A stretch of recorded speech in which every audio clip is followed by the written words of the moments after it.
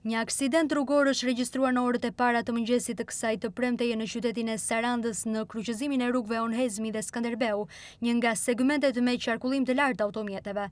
Sipas informacioneve, paraprake automjeti tip Mercedes-Benz me targ AB 057NE, që drejtohej nga shtetasi francez, ka humbur kontrollin gjatë lëvizjes dhe është përplasur me barierën mbrojtëse anësore të rrugës. Përplasja ka qenë e fortë duke shkaktuar automjetit dëme të konsiderueshme materiale, kryesisht në pjesën e përparme, ndërsa është dëmtuar edhe bariera mbrojtëse.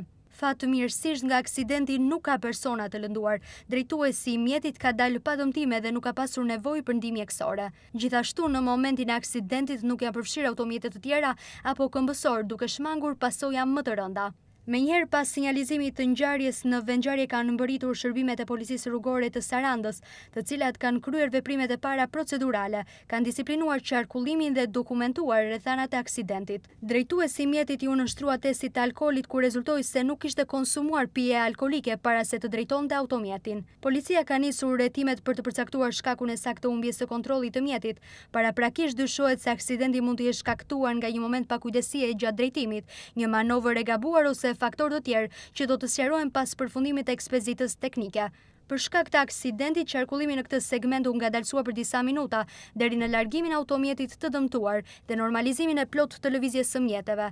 Hetimet për zbardhjen e plotë të rrethanave të ngjarjes vijojnë.